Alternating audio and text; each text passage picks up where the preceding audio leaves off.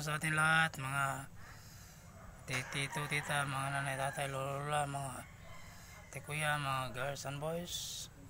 So magang ito ay magandang panahon namin dito sa probinsya. Magang uminit, alas 7 ng alas 7 media, wala na, lumabas na yung araw. Tapos ngayong araw na ito, meron naman akong gagawin. Magtrabaho na naman ako doon sa kabila kasi kailangan daw ng libor. Tag ano lang araw dito sa amin, tag 300 lang ang araw, pero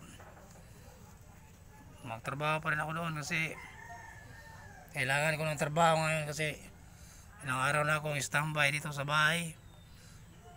Kaya kinukuha ko ng kasama ko, maya maalas 9 punta na ako doon kasi magtrabaho na kami.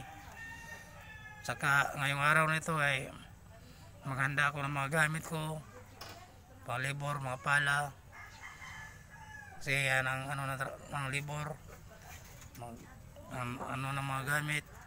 Tapos mamaya mga 9 pa kami mag-umpisa kasi hindi naman pakiyawan yun. Ang natural lang na trabaho. Kaya ngayong araw na ito nagsaing muna ako doon kasi bago ako pumasok kumakain ko para ang katawan ay malusog at mayroon tayong lakas na makukuha sa ating pagtrabaho. Ngayon galaw-galaw lang po tayo sa bawat araw, oras na lumipas at araw na lumipas. Kasi talagang ang ating panahon ay hindi pababa, palaging tumataas. Tumataas, nagbabago ang panahon, nagbabago ang mga takbo ng panahon at saka ang oras nagbabago din, pero ganun pa rin. Tulad ngayon, umaga pa, wala na. Ganun na dito, may taob na. Lumaki na ang aming dito ang aming ilog. Tingnan niyo, lumaki na kasi ang mga isda gumagalaw. Hoy, yung sa ulo na ilo, gumagalaw ang mga isda, ang mga alimango dito. Paggabi pa yan, lalabas. Lalabas siya. Ito si nangalaga ng mga aso. Ewan ko nito, saan ang dulo nito. Yung isa, buntis na naman. Si Jilia. Jilyang, lang, apit na kang anak lang. Ngayon, nagkape muna ako kasi umaga ito kasi masarap magkape pag umaga.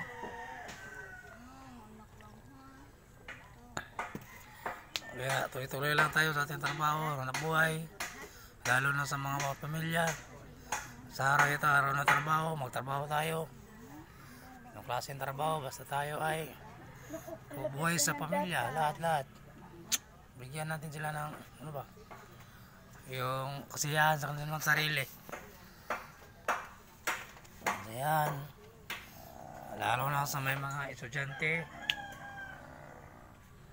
Kaya huwag tayo susuko, tayo ay magtrabaho, maghanap buhay. Thank you for watching. Kung saan man naabot ang aking video, share and like, support my FB page. Tayong lahat ay magtulungan para tayo ay pantay-pantay. Thank you for watching.